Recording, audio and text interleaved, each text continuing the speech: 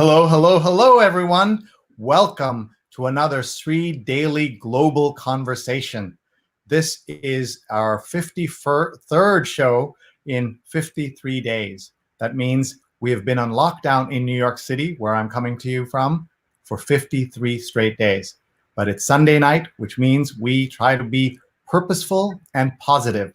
Not unrealistically positive, but positive in a way to help inspire you and get you ready for the week. It's Sunday night in New York. It's early morning in other parts of the world, and still dinner time for other parts of America on the West Coast. We have a very, very special show today. So please find me on Facebook, find me on Twitter, find me on YouTube, and please hit share. Please connect with your friends, tag them. Everyone can use some positivity in the middle of all this COVID stuff, and you're in for a really special treat. So please tag your friends, please hit share, and please get this into as many hands as possible. Let me tell you about our guest who is here with us. He's going to join us in a minute. We're calling the show Positively in Awe with John O'Leary.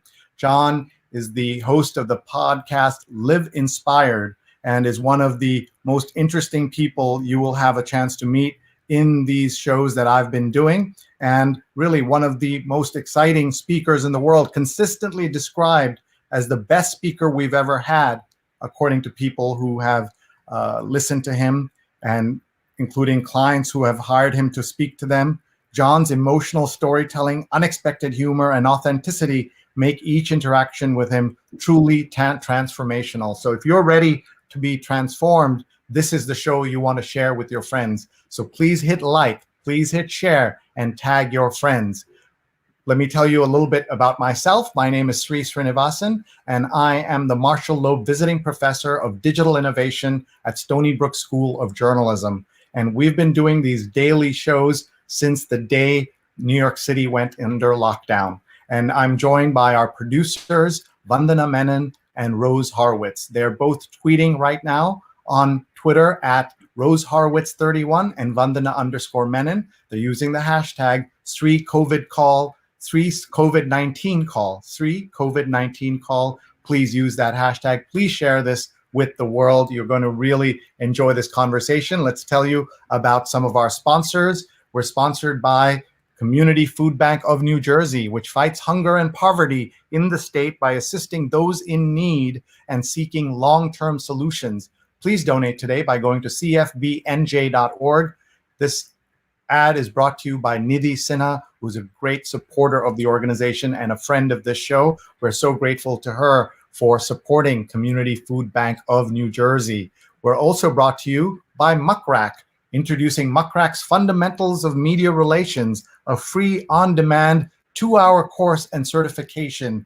Everybody would benefit from this. Media relations, public relations. Maybe you have a lot of the new skills. Maybe you have a lot of the old skills, but a chance to get a refresher, just 2 hours, and it's free on demand. Go to mrac.co/media, mrac.co/media. It's free and available worldwide. And our final sponsor for today is Pajama Program. For each $10 donation made, Pajama Program will deliver a new pair of pajamas and a book to support a child of an essential worker. How wonderful is that? Thank you to Pajama Program. Please go to this link, bit.ly/pajama1, bit.ly/pajama1. You will get a chance to help a child of an essential worker. Is there a better cause than that now? I'm not sure. So please go ahead and definitely go to bit.ly/pajama1.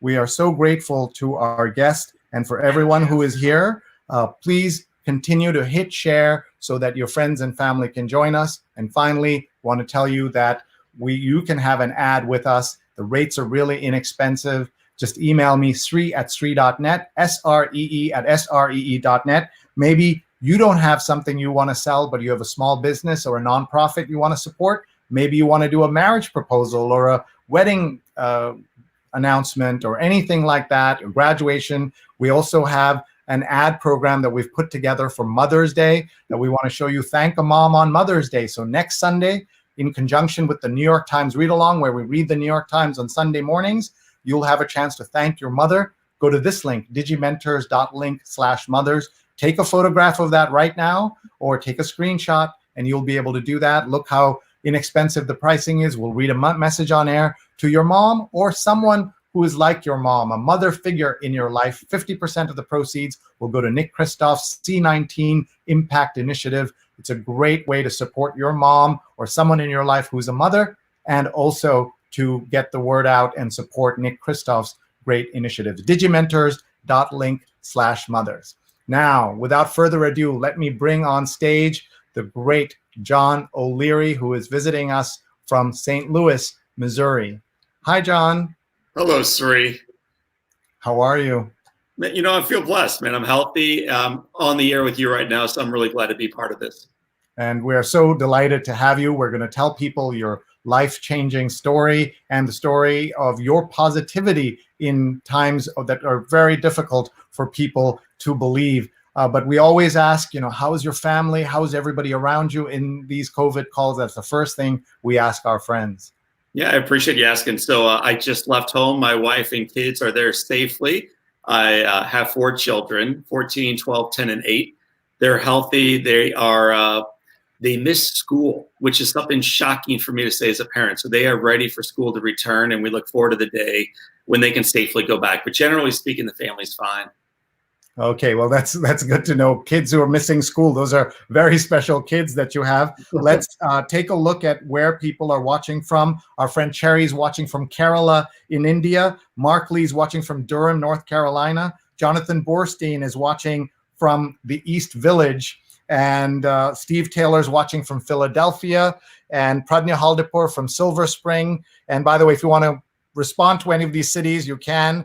Steve says, I look forward to the positive energy from your Sunday shows. Paula Kiger is watching from Tallahassee, Florida. Steve Garfield's watching with us. Thank you. Sonali from LA. So we have a real global conversation coming on here. And we have people watching from all over the world. I'm just so grateful. Peggy's watching from Taiwan, John. So first, you can react to any of those cities or towns.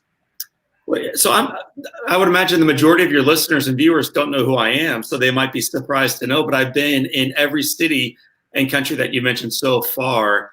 My old job before COVID-19 rocked the world was I was a global speaker.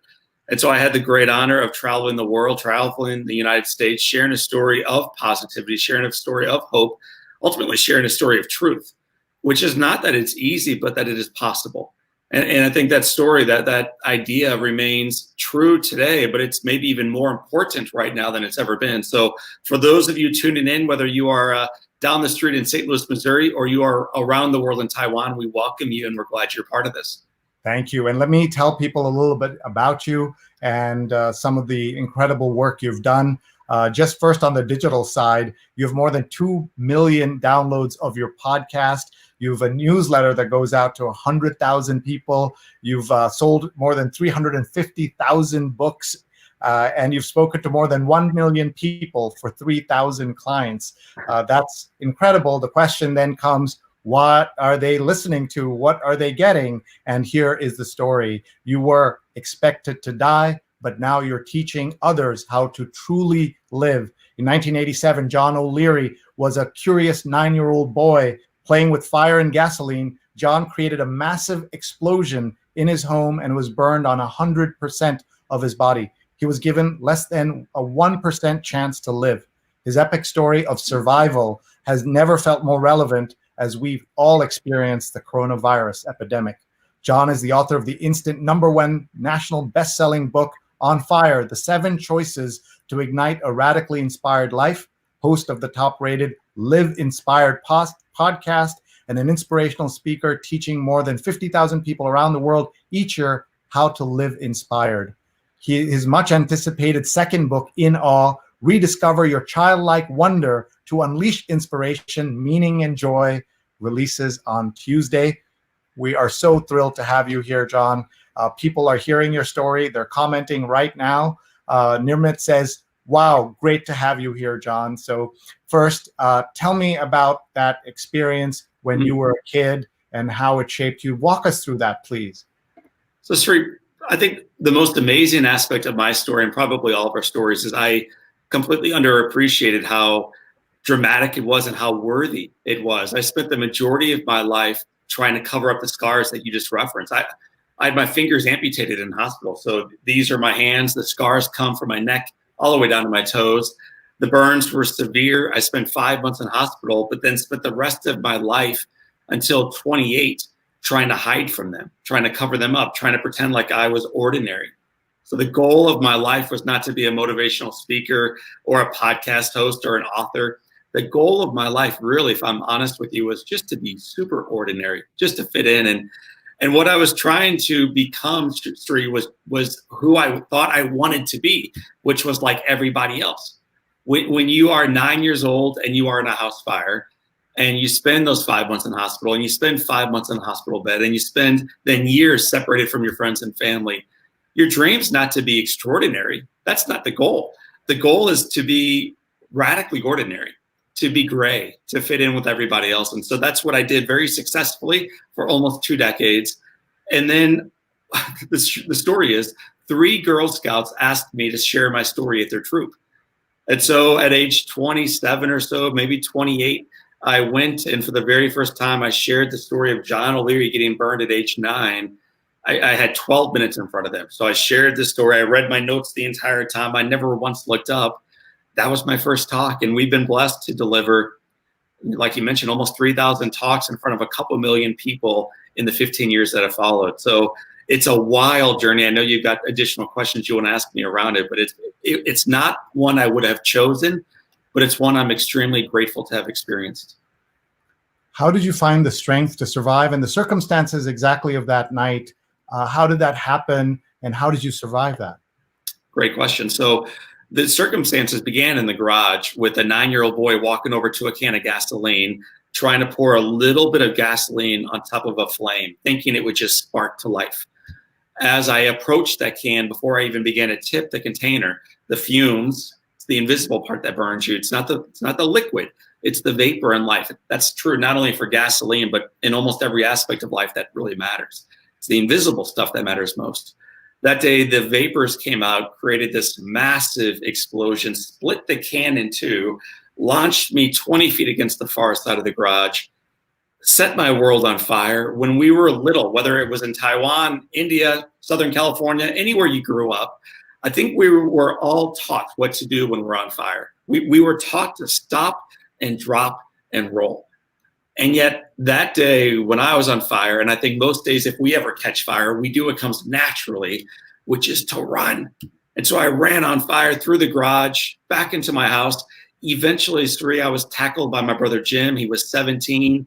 He beat down the flames. He carried me outside. He called the hospital. He had the ambulance pick me up.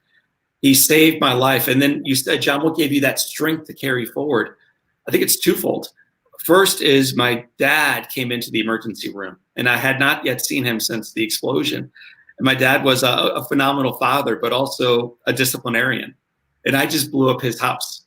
And so as my father is stepping toward me as a 9-year-old boy, I remember thinking, oh my gosh, the old man is going to kill me. Like the old man is going to freak out on me right now.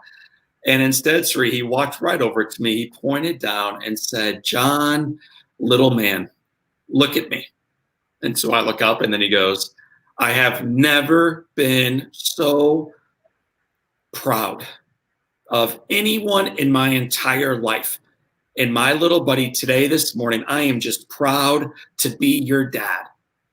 And then my father said, John, I love you. I love you. I love you. And as a little boy, sweetie, I crossed my arms, I shut my eyes, and I remember thinking, oh my gosh, nobody told my dad what happened.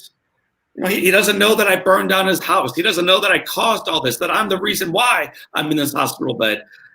And yet I think that day, and for the parents in the room who are watching or listening in, we understand the power of parental love, of grace, of unconditional love. And my dad walked in that day. He dumped into my life love.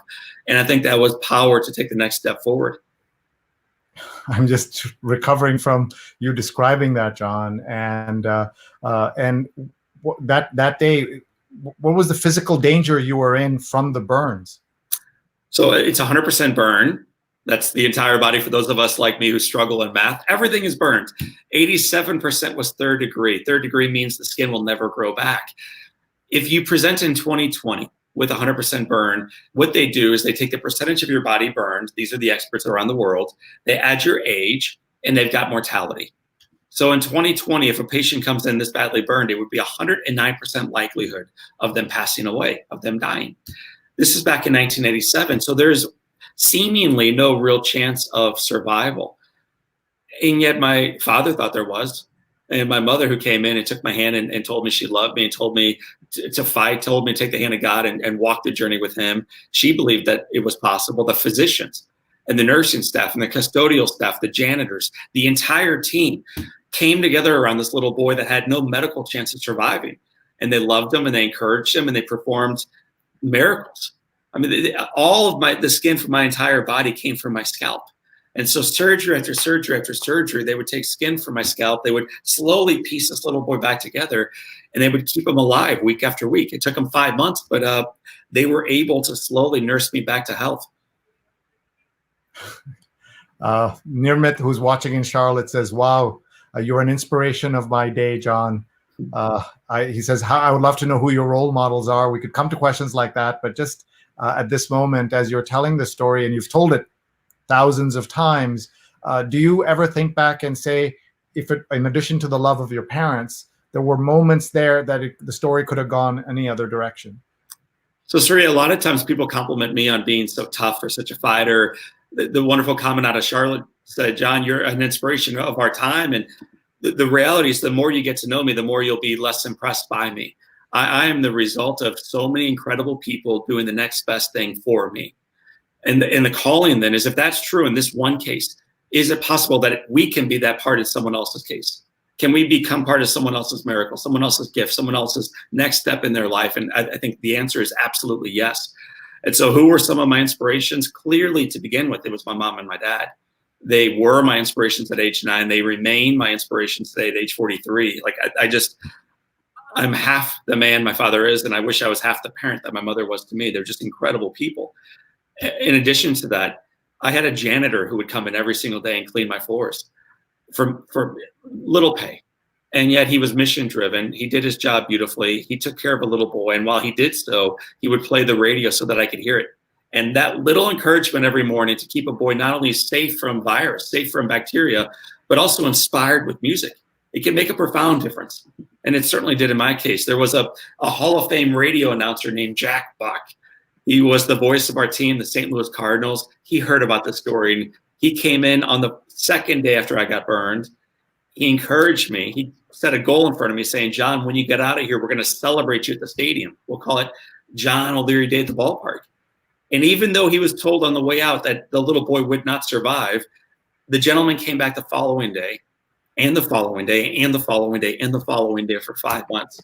There were hockey players showing up. We had a letter from Washington, D.C. signed by Ronald Reagan saying he and his wife Nancy were praying. A guy named Pope John Paul II said that he was praying for us. There were trees being planted in Israel.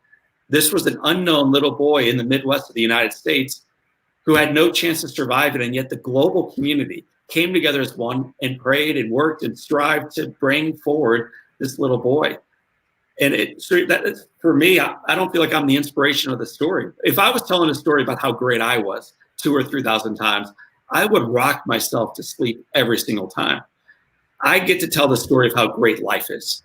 And man, that is a story with COVID-19 spreading right now. We need the reminder of. We need that possibility alive and well, guiding us forward and drawing us forward as our brothers and sisters keepers. We cannot do life by ourselves, but collectively, I don't think we can fail. Wow. Here's Ramdas says, wow, incredible survival. And Shafali gives you a namaste there. And Thomas says, we're honored to hear you. And Mark is watching Durham, North Carolina. Says, what an amazing story. And I think we all as kids play with things we shouldn't. I remember playing with gasoline as a kid, but fortunately did not have an accident. And you've obviously been a motivational speaker for adults, but also, I think, a cautionary tale in some ways. Well, everybody in this room has played with gasoline. Now, some of you are saying, not me, I'm not that crazy. Although almost every male in this chat room has, because every boy does something crazy, but so do ladies, so do we all. We make mistakes. Sometimes it burns us on fire. Other times it burns us in a relationship or with finances or with work or with our own health. We choose behaviors that lead us down a path we know better than choosing, but we slip down that path anyway. And so although it's a cautionary tale regarding gasoline specifically, I think far more than that, it's a cautionary tale on the importance of our choices in life. They can be the cause of death for ourselves and those around us, both literally and figuratively, but they can also breathe life and possibility into our life and also into the lives of those that we choose to serve. So it is a cautionary tale for sure, but I think it's a cautionary tale that ought to drive us not from something, but towards something.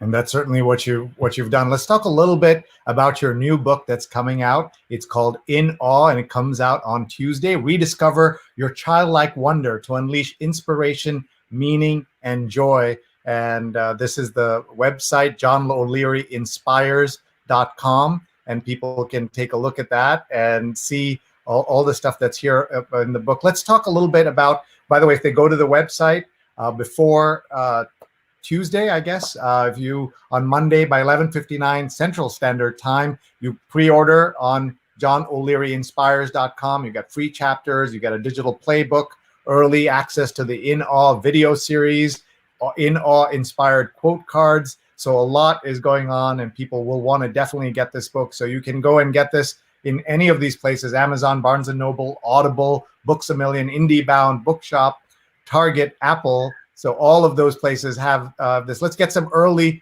praise for this book. One of the people I admire greatly, Mitch Albom, who also went to Columbia Journalism School, where I graduated from, he says, "Awe comes naturally to children. Somewhere en route to adulthood, we lose it." John O'Leary's engaging new book encourages us to see the world through a child's eyes, and in doing so, rediscover its wonder. And Mitch, as everyone knows, is the runaway bestseller of Tuesdays with Morrie and many other books. And let's do one more praise here from Mel Robbins, daytime talk show host and best-selling author of The 5-Second Rule. Ooh, I want to find out what the 5-second rule is. In a world full of negativity, John O'Leary will remind you that you always have a choice. Life is still good and the best days remain ahead. This is a must-read. You'll be in awe at how John changes your outlook and the possibilities that you will still see present in your life. And I think a lot of us are feeling that right now with the COVID-19, John, there's so many problems. Life looks insurmountable. The problems look completely, too much for us. And you have shown us that you can get through it. What are some things they'll learn in this particular book? So I think before I even answer that, maybe it's important to understand, why would you write this book? Why write this book, John? You already wrote a book called On Fire. It went to #1. What's the follow-up book? Why spend years investing your time in researching and then in writing this? Here's what I saw, Sree, and I know you have as well. I would walk in and I would see adult leaders almost bored by life. Many times we adults have our arms crossed as we walk through our days. We look down rather than up. We have this sense of pessimism. We deal with life in chambers of isolation. Cigna did a study recently. They found that 54% of us felt as if we were completely isolated. And this was before COVID-19. For 6 consecutive years, we in the United States have had a pessimistic view on what's going to happen next. This is not about Donald Trump or Obama. This crosses administrations now. So it's a chronic issue. And then one more stat to throw at you. 94.5% of news stories were negative. Not this year with COVID-19, with recessionary winds blowing, with everything else we're dealing with globally. This was back in 2018, according to Harvard. 94.5% of news stories were negative. So that's what the adult mindset sees. And then we look around and we see children. And we see them doing something very peculiar. They smile frequently. They look up rather than looking down. They have this raw sense of ferocious optimism. They connect more easily, not only with who they are and their sense of beautiful being, but with one another. They don't judge. They don't have the ego to do so yet. And so the mindset that they viewed the world through is the one that I was hoping to teach adults, that we can return to that. We can rediscover childlike awe. And in doing so, unleash our wisdom, our inner joy, and a little bit of meaning for our lives going forward. So that's the background of In Awe. What will leaders get as they read this? It's another great question. One is the resiliency to take the next step forward. I think many of us give up hope on our tomorrows. And so in returning to the sense that children have so naturally, the first sense we unpack, Sree, is the sense of wonder. And wonder in my mind means two things. One is this ability to go through life each day as if it's the very first time you're experiencing that day. Not bored by it, not dreading it, not hating it, not worried about what you did yesterday or what might come tomorrow, but being laser focused on this moment. We call that first time living. First time living. So the more we can step into that, the more we can let go of the past and the future and be more effective in the moment. The second piece that comes out of the sense of wonder is this. Kids love asking questions. And eventually we as parents or as teachers say, stop asking, just go to bed. Stop asking, the sky's blue because that's the way God made it. Stop asking why. But in doing so, we begin to suffocate their curiosity. And it's not only the question why that we begin to suffocate, it's the question of who says, or what if, or why not? Could things be better? And so in this book, we try to teach people why we lose the ability to ask those questions, how to return to it. And in doing so, what might happen not only in our own personal walk, which is really important, but I think far more importantly, universally, what can we do as a society of one? Society of one. That's an interesting way of looking at that. We have so many questions and comments coming in. We want to just tell everybody to continue to hit share so your friends and family around the world can join us. I know you've already been inspired by this, but all of you will benefit, all your friends and family. Just tag them, even if they're busy on a Sunday night or very early where you are, they can still benefit from this because they can watch the replay, and they can go to readinawe.com so that they can learn more and learn. As you can see, you can also follow him on Twitter. J. O'Leary Inspires on Twitter that's his handle. And please continue to share your comments, which I will read to you in a few minutes. In the meantime, we just want to look at this book and see what's here. In addition to these folks, there are so many books, John, about positivity, about inspiration, about motivation. Did you read a lot of other people's books before writing yours? Some people like to do that. Some don't read other people's books because they want to come at it fresh. The answer to your yes or question, either or question, is really yes and. And so I read a lot of books. I'm a pretty voracious reader. I do enjoy reading. Another blessing of my life is I get to not only speak on the stages of life, but I get to interview great leaders in life. And so I also, like you, have a podcast. And in order to prepare for interviews, you read people's books. You get to know their take. You get to know their lives. And so I really enjoy that aspect. But for in all, we wanted to create something that we don't think has really been done before. This isn't about learning something new. I think, 2,700 years ago, there was a quote that said, there is nothing new under the sun. So it's an old scriptural quote. There is nothing new under the sun. So 2,700 years ago, humankind was bored by what they saw. There was nothing new way back then. So I'm not trying to create anything new. I don't need to give you a new checklist to do or new ideas to grasp onto. What I wanted to do in this book is to remind you what you knew. We knew these things to be true. The child was you. The one with great optimism was you. The one who smiled all the time and grabbed people and pulled them in tightly. That was you. And so I wanted to remind people what it felt to be a child. You felt that way at one point. How you lost that, how we can indeed return to it, and in doing so, what might happen in our lives. Isn't it true that right now people are now spending more time with their children than they expected, especially with all the, the places being closed and things like that, and office and working from home? What are some of the stories you've heard, or maybe even your own? You have 4 children, but you, I gather, work a lot from home, and your schedule is a lot more flexible perhaps than others. What are some of the things that will stick with you through this lockdown period? So I'd like to take it personally and then more pluralistically, so everybody else can step in alongside of me. But personally, to this, I speak about 100 different days a year. And when you speak that frequently, it also means you're gone that frequently. And so for me, I have had, for the first time since I married my wife, 61 consecutive nights at home. By far the most nights I've had with my children, making them dinner, waking up with them in the morning, having breakfast with them, coming home from work, joining them for lunch, going outside, shooting baskets, throwing the frisbee, playing ping pong, cuddling them, laying on the grass, watching the sky turn from bright blue into dust and into stars. In other words, enjoying life again, enjoying life. And so these 61 days, Sree, have been incredibly beneficial for me as a man, for me as a leader, as a servant, as a sojourner in life, and as a family. The second thing I'll say for our other listeners that may not have kids, I would imagine, though, some of them have watched the show Groundhog Day.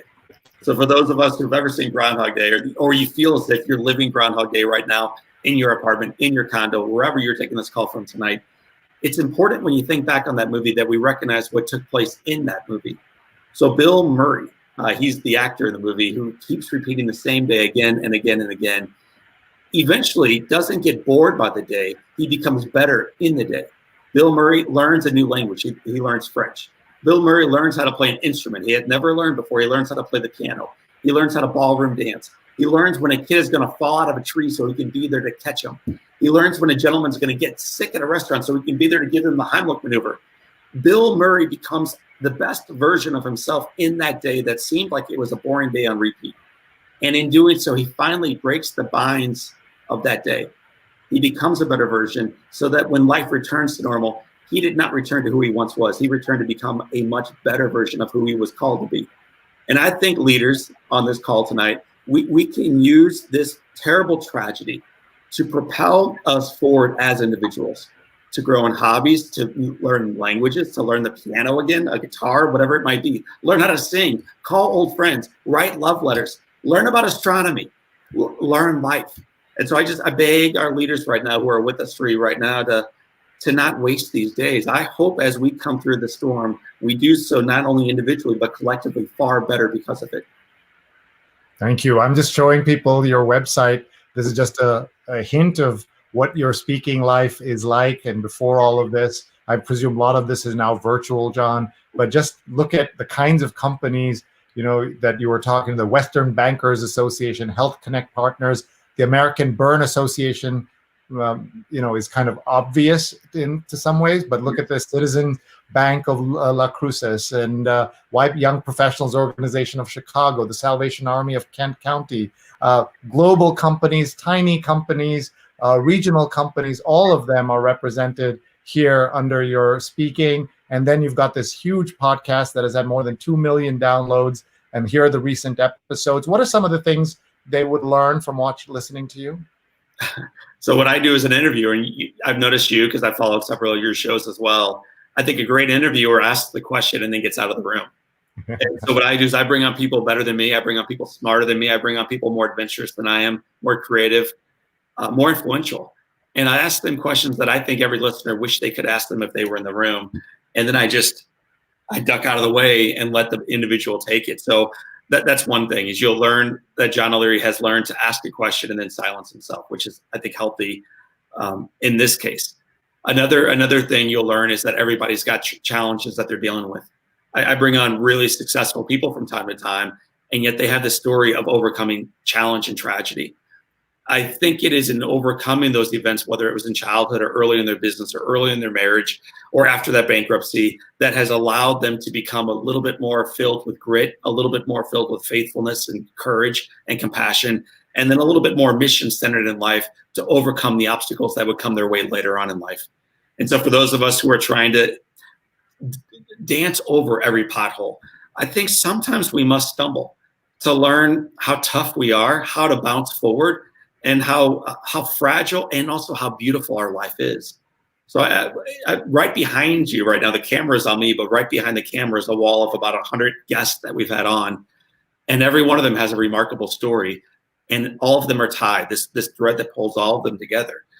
Challenge. Every one of them has overcome massive adversity to get to that level of success. Wow.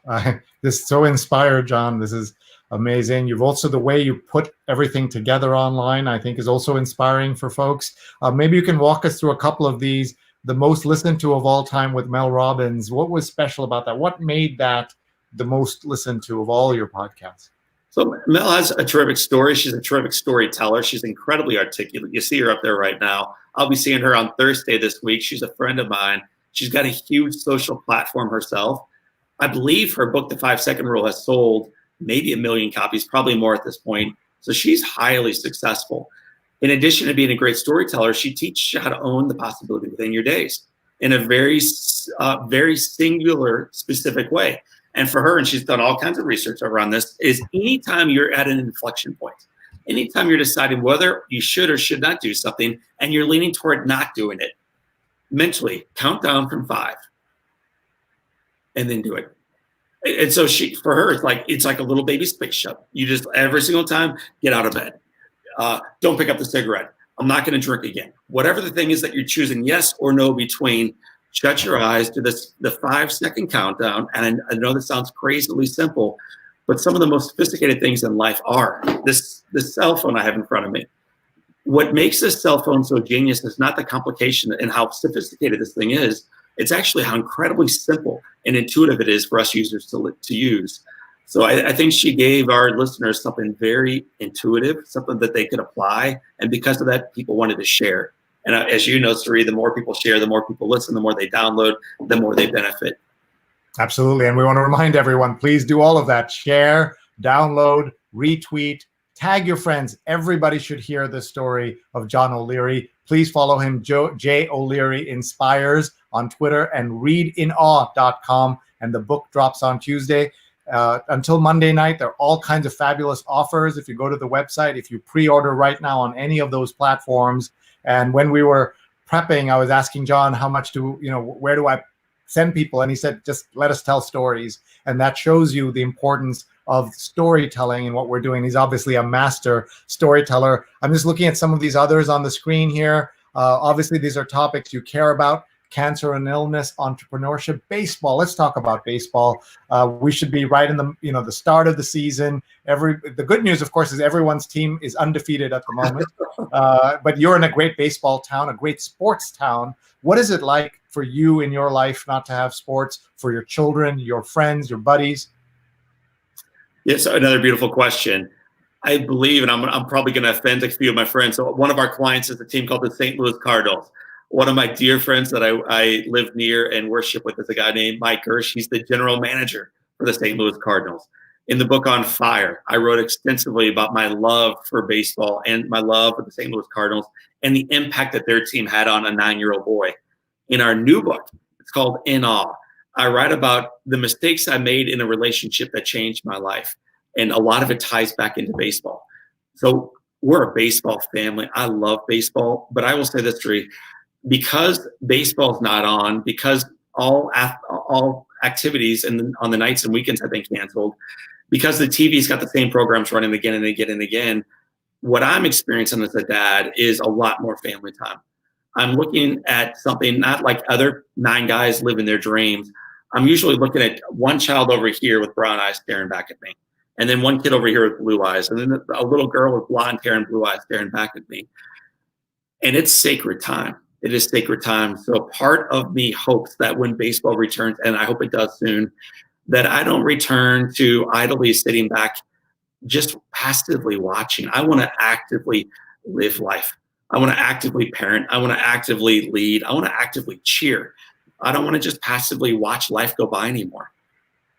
Oh, this is a prescription, folks, for everybody who's a parent, to hear what we can get out of this downtime, what we should have all gotten already. Some of us are thinking, my goodness, we wasted 50 days or 60 days, and you're inspiring us, John. Thank you so much, folks. We have just about 15 minutes left with the great John O'Leary, a wonderful storyteller with an inspiring story. If you are joining us late, at the age of 9, he set himself on fire, and he spent, he said, his first 28 years till the age of 28 hiding from who he was, and now is going around the world teaching all of us how to live better and how to gain the most from life. And he has an incredible new book that's coming out, that's dropping on Tuesday, as they say. I'm trying to be cool here, John, using words like dropping. And the website. You're above me, man. I don't know how to use words like that.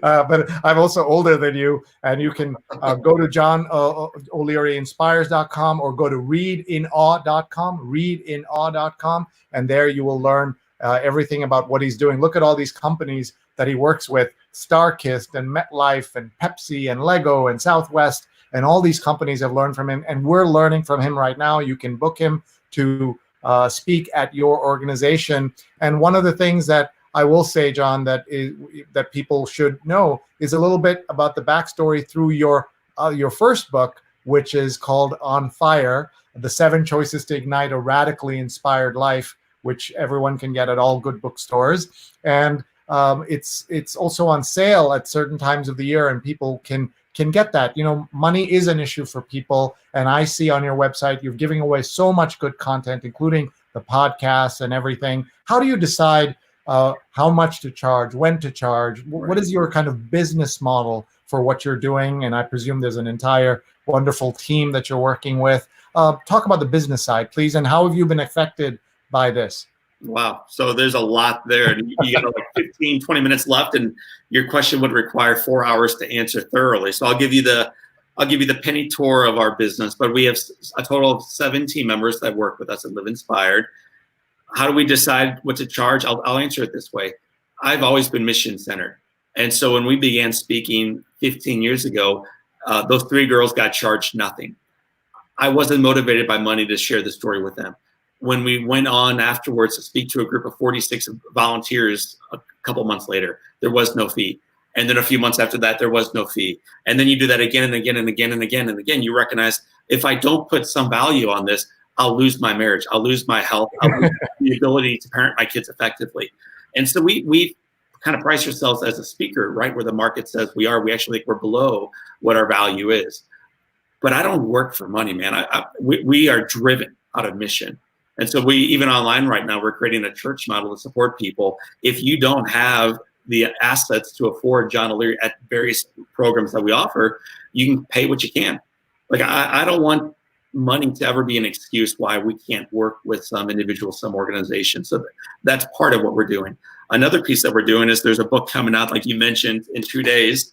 The book is called, there it is, people, In Awe. It's an awesome book. No, hold it up again. I really am. Like, I'm so excited for this book and for the impact that it's going to have on the community. What we also know is that the world is struggling right now, and that a lot of communities are devastated during this crisis. And so as we thought through this organizationally, even though our income streams have dried up to a degree, we wanted to be generous. I think it's very easy, Sree, to be generous when life is handing you out dollar bills. It's very easy to pass it through. But what if it's not? Then what do you do? How are you generous during that season? So what we wanted to do is we wanted to be generous during all seasons. And so we're giving away 100% of our royalties from this book for all pre-sales and for the first week of sales into an organization called Big Brothers Big Sisters. I was a little. I also was a big. I was a big twice. I'm a board member for Big Brothers Big Sisters. I see the incredible impact that they have globally, they have nationally, and they have in my backyard. And so we wanted to step alongside of them and support them financially, support them by giving them shout outs like I did right here, because they're the ones helping these kids take the next step forward in their journey. And so if we all can get behind worthy organizations, whether it's Big Brothers Big Sisters or one in your own backyard, we can not only get through this storm, this difficult time together, we can come out of this thing far better because of it. And that's my hope with the work that we're doing today as an organization. Amazing. I want to applaud, but I don't want to waste time because we want to make sure that people get as much out of this conversation as possible. I'm going to read you some comments from LinkedIn, John. A question came in here from our friend Sansi Rajan, who says, great story and indeed an inspiration. John, what was the role of your faith in your healing, and what do you do now with faith? Awesome. Thank you for the question. And faith guides everything I do. I don't think I need to lead with it in every sentence or every speech or every podcast or interview, but it's in every word I share. It's in every smile that I'm able to glance back at the camera with. It's in every smile when I watch the sun rise, but also when I struggle. I mean, I'm in pain physically. I deal with stares. We're dealing with the headwinds of coronavirus spreading nationally and internationally, and that is affecting our business. And yet, even still, I choose joy. I choose joy because for me, a strong faith guided me through that crisis as a child. We have a Christian faith background. That's what guided me through as a child. That's what guides me forward today. But I think the God we worship is so big. He's so big, so loving, so full of grace. And I believe that God has guided me through these incredible epic journeys looking backward, and certainly can take us through these little minuscule potholes moving forward. So I know where I'm here. I know where I'm going. And for me, it gives me great peace and satisfaction along the journey. Amazing. Peter says, what was your one thing you remember being in awe about from when you were a child? Wow. So, man, I got to tell you, there was a radio announcer for the Cardinals, and he would bring different baseball players in to visit me every day. And so when you're 9 years old, and we're from all over the world on your channel, so it could be cricket, it could be ping pong. Pick your sport, then take the best announcer from that sport, and then have that person bring in the best players from that sport. That's what I'm experiencing. So I'm tied down to a hospital bed as a kid. I'm on a morphine drip. The days are hard and long and painful, but every day the door opens up, some announcer walks in, and he brings another player. And for a little boy to see his heroes come into his room, and usually they didn't say much. I'll put it to you that way. They weren't overly talkative, but their presence was enough. And for me, Sree, it's a reminder, whether it's on a podcast like it is right now with you, or it's visiting someone else in a hospital room, or just being with a friend on a park bench. It's not how wise you are. It's not the words you say frequently that will move someone's heart. It's having the desire to be fully with them in that moment, to remind them that they're human, you're human, we're in this thing together, and we will get through this thing together. And so I mentioned earlier a society of one. I believe that. I know that sounds obnoxiously like 1960s flower childrenish, but I believe this virus will, in fact, if we pay attention to it, remind us how one we are. Walls can't keep out a virus. Missiles can't fight against a virus. Passports won't protect you against. It's not going to help, man. And so what does ultimately is rolling up our sleeves, dropping the ego, and coming together as one. Wow. And you are certainly inspiring us. Nirmit says, I wish him all the best. I'm getting it now. Great time to read. So there we're selling books here. And the Twitter handle is J O'Leary Inspires on Twitter, and readinawe.com is the book. And one of the things, if you go to the book, the website, I noticed, John, is a 21-day challenge to spark inspiration, meaning, and joy. Give us a taste of that. I think some people are ready to be challenged on, and some people are like, I cannot do more baking. I cannot learn more things. I don't do this. I'm barely holding it together, John. So I think that piece that you brought up is really important to begin with, to give yourself a little bit of grace during this crazy season. There was no handbook for enduring a pandemic and a global recession. Like I did not have that class in college. I don't think any of us read it because it's not yet written. We're writing it with every step we take each day. And so to begin your journey forward from this evening, grace, and just give yourself a permission to make some mistakes along the way. That's an important first step. So you asked about the 21-day challenge. Here's what I know. 2 years ago, when markets were at all-time highs, when unemployment was at all-time lows, when life seemed to be going perfectly along locally, nationally, and internationally, 94% of news stories were negative, so start there, and 1.5 million Americans attempted suicide. So 2 years ago, when everything seemed to be going along pretty well, still 1.5 million people no longer saw value in taking the next step forward in their days. And then we see COVID-19 show up, and then we see people being sent home, and then we see this forced isolation, and we see people losing income and losing hope. And so my organization and I just saw this desire to bring people together, to provide a little bit of hope, and to remind them that there's reason to keep moving forward in their lives. And so if they visit me at readinawe.com, and I'll say it one more time because I know I talk fast. I'm pretty fired up tonight, but it's readinawe.com. At the very top of that page is an email sign up. Drop in your name, hit send. And then tomorrow morning for 21 days, a really simple challenge. Sometimes it might be cooking up some brownies or something like that. But usually it's calling a friend. It's writing a love letter. It's looking outside and taking note of what you see. We adults frequently miss the grandeur of the miracles taking place right in front of you. Kids remind us we don't have to, and they remind us of the beauty of taking inventory of what is right there for us to see. Cut away the cataracts.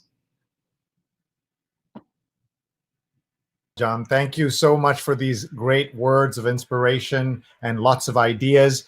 Nishant is watching in India where it's in the morning now after 7 a.m. And here it is, almost 10 o'clock here and almost 8 o'clock for you in St. Louis. And Nishant says, good morning. What should be the next task after a morning workout every day during lockdown?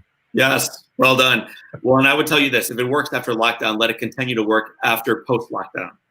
So it's odd. What seems to work for us, we stop doing once it works, right? So we'll eat healthy, lose weight.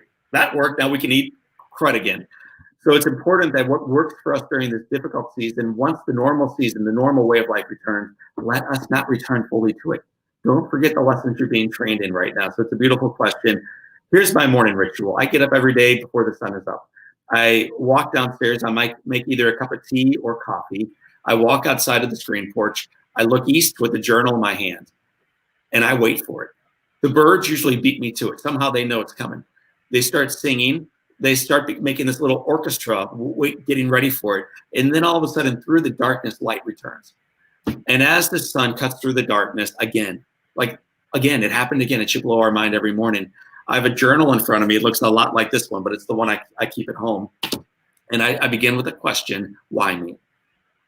And then, Sree, I'll just start filling it up with reasons why I feel blessed today, why I feel grateful, why I feel like the luckiest guy in the world every day. And it's not BS. It's not bull. It's not platitudes. It's sincere. And sometimes it's directional. For instance, and I wrote about this in the book, but I spent 1 year on those mornings writing a love letter to my wife. She didn't know I was doing this at the time, but I realized I was not only taking my life for granted, I was taking my wife for granted. So every morning as the sun rose, I would write, Dear Beth. And then I would tell her one beautiful thing she did the day before for our kids, for our community, walking down the stairs in a beautiful dress, whatever it was. And then on Christmas morning, I gave her this book that she read that moved her to tears. It's by far the best thing I've ever given her.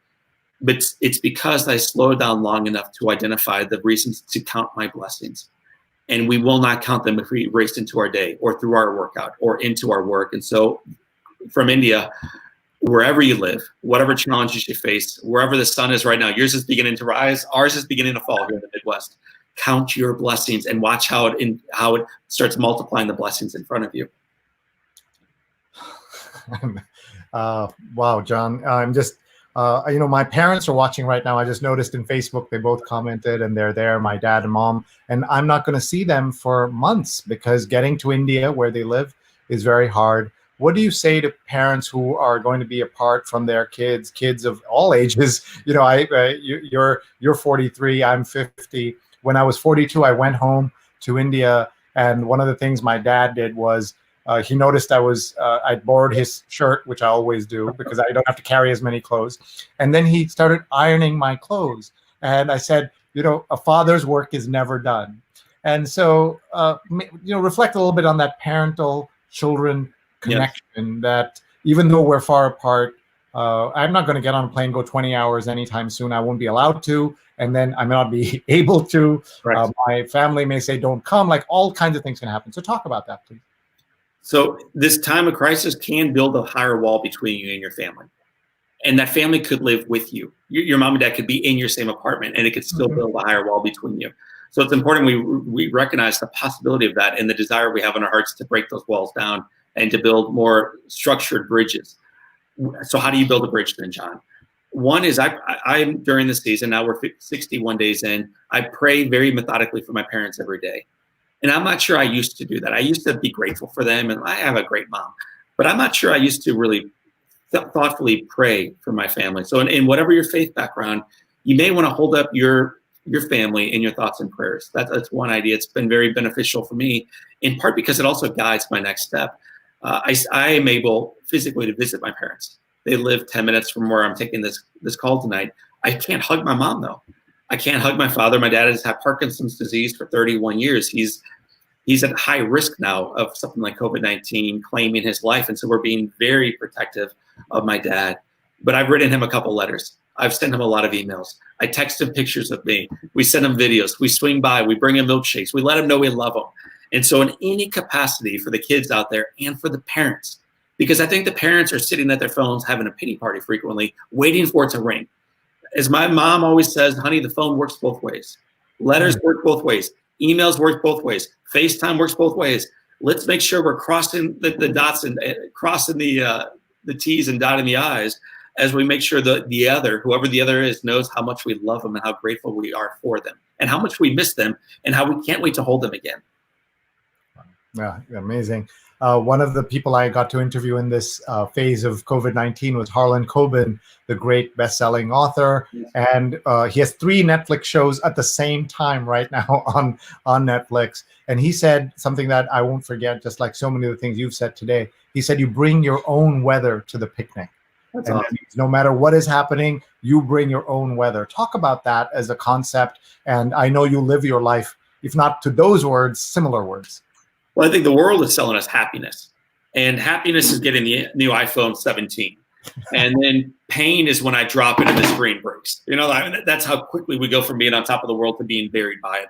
And so when you go to the picnic, to use your great guest idea, you do have to decide what kind of weather you're going to order up, because it's not always going to be what you desired on the front side. And so I like to say that you can't always choose the path that you walk in life, but you can always choose the manner in which you walk it. You can choose your level of contentment. You can choose your choice around gratitude. You can choose the conviction that you show up not only to serve yourself, to see what you can get out to make yourself more successful, but how you can invest yourself thoroughly in those around you to be more impactful, more life-giving, more significant. And so I think being the weatherman, not waiting to see what the clouds do, but telling them what they're going to do is utterly important for a truly successful, significant life.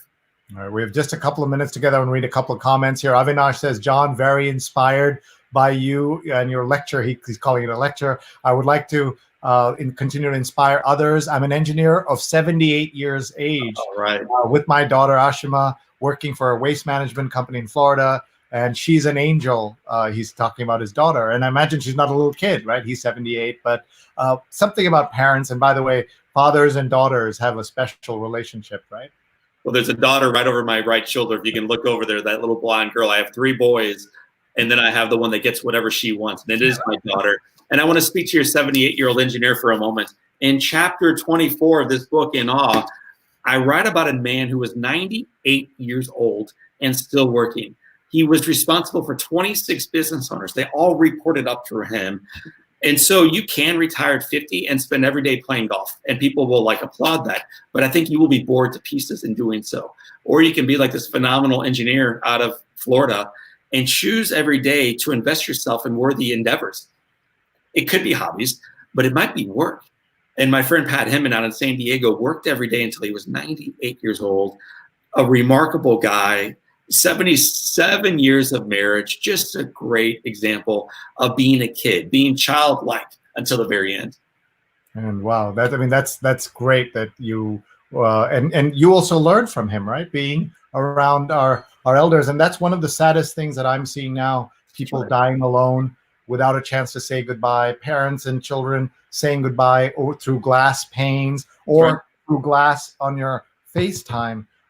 We had a family where a family friend whose father passed away, and they were not even allowed to visit. I mean, how do you recover from something like that if you're the ones left behind? So my grandmother passed away last Friday, so 9 days ago. Sorry. I'm so sorry. I didn't know. Yeah, I wouldn't expect you to, and it is tragic. And here's what we try to do: we try to live it forward. We try to live forward with what Grandma Caddy is her name, Caddy Kilker, one of the most life-giving, joy-filled, forgiving, content women you've ever met anywhere. Grew up in the Great Depression, really without a father, all kinds of struggles up and down her life, and a constant grin on her face, Sree. And so she brought the weather to the picnic, and the weather called for sun because she insisted upon it. And so now we can talk about Grandma in ways that are life-giving. That's one way to keep them part of our lives. We can recognize we'll see her again in eternity, we believe.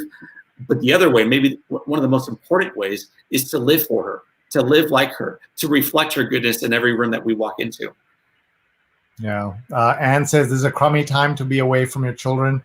Mine are all grown-ups now, but I miss them even more now. And John, our condolences. Sounds like a great lady. And but you will continue to talk about her and bring her joy to the world. I do know that. Renee says, I'm in awe of John O'Leary inspires, and Sree, for your desire to help others. Anne says, being content is a real skill. It's real work, too. And I think all of our faiths, regardless of where we're coming from or lack thereof, what we desire more than anything else. It's not all the money. It's not all the other things that you can kind of mark in your accounts or have on your Facebook feeds. It is ultimately pure contentment in any situation, pure joy. Joy and contentment are very similar words, actually. And so the goals of our life ought to be ultimately not just to climb the corporate ladder, which is fine. I love climbing high too. I love top line revenue and bottom line profitability. But the real goal of our life should be leaning that ladder against the wall that really matters. I think, Sree, nothing would be more miserable than becoming successful at things in life that don't matter. And many of us are, right? Because we picked the wrong things to be successful in. I just want to remind people, please go to readinawe.com. And if you're watching this live, it's basically Monday morning in parts of the world. By Monday night in St. Louis, if you order the book, if you pre-order, you will get you have to send a digital receipt to Abby at this address, and you get free chapters, In Awe digital playbook, early access to In Awe video series, In Awe inspired quote cards, updates on behind the scenes happenings with John as we near book launch and beyond. So everyone, please go to readinawe.com. Please get this book. I know I'm going to do that because there's so much awe in the world, and we need more of it and more wonder. And before we let you go, John, just a couple of quick comments and thoughts. One is, how are you going to prepare for launch day in terms of getting ready? This is old hat to you, but for a lot of us who have new projects and things, we're always nervous. Are you nervous? You know, what's so cool is launching this in a pandemic has taken all control away from me. And it's a reminder again that you never had it in the first place. And so we think that we ordain our lives. We think that we decide what happens tomorrow morning or on Friday afternoon. And the reality is we can put our oar in the water, but man, that water is raging. It is moving quickly. And so you've got to sink your oar deeply and you've got to navigate toward true north. But you also got to recognize it's a mighty river. And so the beauty of recognizing that is I don't have control over this. I'm holding it with my hands wide open, as always. I'm enjoying the fact that instead of being gone 4 days this week, I'm going to be home every single day for breakfast. I'm going to be home every day for lunch, and I will be home every single evening for dinner to tuck my kids in. And so rather than telling you about the book, here's the crazy thing. I'll be living it. I'll be actually living the ideas brought forward within the book and on. I'm grateful for this season to do so. And I believe the book's timing is perfect. It was written to encourage us to slow down, to remind ourselves again what actually matters so that we can seek and see joy in everything. And here we are during the season where we are slowed, where we are being forced to identify again what really matters and what we want to do next in our journeys. And I believe In Awe will be a beautiful companion for the journey. Absolutely. And we wish you the very best. The book is called The website is readinawe.com. The book is just called In Awe. And you have to learn more about it by checking him out on Facebook. Getting his podcast, Live Inspired, is the name also of his company. J. O'Leary Inspires on Twitter. And you really have inspired. You live up to your Twitter handle, which is not easy for many folks. John, any final words of wisdom, any insights you want to leave us with? And thank you for your time. Yeah, just as you were saying that, the thing that came to mind is we did the math for this book and the likelihood of us being alive. Because you mentioned to be in awe. Like, how do you get in awe? Well, what if you ran the numbers on the likelihood of you being alive? Whether you're in Taiwan, you're in India, you're in Southern Cal, or St. Louis, Missouri. What's the likelihood of you being alive? The likelihood of your mother and your father connecting at just the right time. And the odds are this, Sree and my friends, less than 1 in 400 trillion. So the likelihood of your DNA being part of your DNA, making you the perfect human being that you are, you are perfect. You are perfectly created. It's less than 1 in 400 trillion. So as I invite you to be in awe tonight, don't just wait for it. Like, look in the mirror and see it. Your life truly, mathematically, you are a miracle. Savor that tonight and then live boldly into it throughout the day. Live boldly into it. Great final words from the great John O'Leary. John J. O'Leary Inspires, and his website is readinawe.com. John, we want you to have a safe week and safe year, and wish you the very best with this book. We know you're going to continue to inspire so many people. I'm going to say goodbye to you, and one of the funny things I do on this that most people don't realize, and they wonder why I do it, is because people join us throughout, I reintroduce the guests so that people will be inspired to watch the rerun. But we won't make you sit through any of that. We want to wish you the best and good luck. And thank you so much for your time. I'm just so grateful. Sree, blessings, my friend. Thank you very much. And we'll see you see you online. Thanks, everybody. That was John O'Leary. I hope you're as inspired as I was by him, by his energy, by his ideas, and by his smile, folks. Did you see that? Can you imagine, as I'm going to reintroduce him to you, he was 9 years old when he had an accident that he caused, as he tells us, and through the accident, he was burned 100%. And he then, this was 1987, and while playing with fire and gasoline, John created a massive explosion in his home and was burned 100% of his body. He was given less than 1% chance to live. His epic story of survival has never felt more relevant as we all experience the COVID-19 pandemic. He's the author of the instant #1 national bestselling book On Fire, The 7 Choices to Ignite a Radically Inspired Life, host of the top-rated Live Inspired podcast, and an inspirational speaker teaching more than 50,000 people a year how to live a better life. He has more than 2 million listens to his podcast. He has hundreds of thousands of people, millions of people who follow him and love him, and we are grateful to have him here. I hope you enjoyed the show. I hope you will continue to tell people about our show, and so that I can tell you about what's coming up tomorrow. We have another fantastic guest. This is what we call an epic series of guests. We're going to be joined by Vikas Khanna. Vikas Khanna, many of you know, is a celebrity chef in New York. He's a filmmaker. There you can see him with 2 Obamas for the price of 1 photo. And he has just distributed 2 million meals to old age homes and orphanages in India because of what's happening right now. He's also a filmmaker and author. He was the founding chef at Junoon, one of the best Indian restaurants in the world here in New York, and has multiple restaurants around the world. And Vikas is just somebody who will inspire the heck out of you, just the way John just did. Please join us. It's very early tomorrow. It is less than, it's exactly 12 hours from now at 10 a.m. Eastern time. Please join us and learn from Vikas tomorrow. We'll talk about food. We'll talk about filmmaking. We'll talk about the ground, what's happening on the ground in India. We'll talk about restaurants, which are under such pressure and in such deep trouble right now. You will learn a lot from following and hearing the story of Vikas Khanna. Want to remind you that we have a very special Mother's Day episode coming up next week, and we want you to join us so that you can pay tribute to your mother. We are having Thank a Mom on Mother's Day on both my New York Times read-along in the morning and the COVID-19 call at night. On Mother's Day, here's a photo of me and my mother, Lekha, and me in Japan, and our dear friend Neil Parekh on my team with that's his mother and his nephew Sanjay, and Neil's beautiful daughter Emily, and of course his handsome nephew Sanjay. And we want you to celebrate your mom, and here's how you can do it. We're going to do a shout out to her. You can read a message on the air. We can show a picture. We can have her picture mentioned in a collage. We can scroll a thank you across the screen. 50% of proceeds will go to Nick Kristoff's COVID-19 Impact Initiative. We would love to support that wonderful project that he's doing.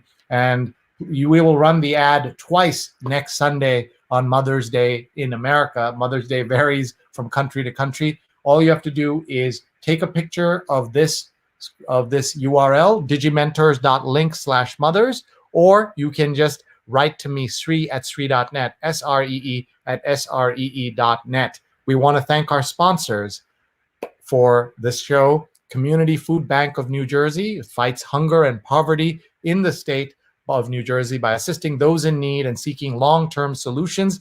Donate today at cfbnj.org. Hunger is a real problem in America. Please donate to the Community Food Bank, cfbnj.org. This ad is brought to you by Nidhi Sinha. What a generous gesture on her part to support our show and to get the word out about cfbnj.org. We're also brought to you by my friends at Muckrack and Muckrack Academy. mrac.co/media, introducing Muckrac's Fundamentals of Media Relations, a free, on-demand 2-hour course and certification. Media Relations, Public Relations, free course, mrac.co/media, mrac.co/media. Please take a look and enroll today. We are also supported by Pajama Program. For each $10 donation made, Pajama Program will deliver a new pair of pajamas and a book to support a child of an essential worker. Donate today. Go to this link, bit.ly/pajama1, bit.ly/pajama1, bit.ly/pajama1, a chance to support the child of an essential worker. Just $10 makes a difference, folks. And if you would like to advertise in any of our programs, look at our great advertising rates that we offer. And you're doing this not necessarily to raise funds, you're doing this to raise awareness. There are so many nonprofits and individuals you could support. Next week, you can support your mother or a mother figure in your life, an aunt, a grandmother, someone, a neighbor, and we hope you will support them on Mother's Day. Sree@sree.net is my email address.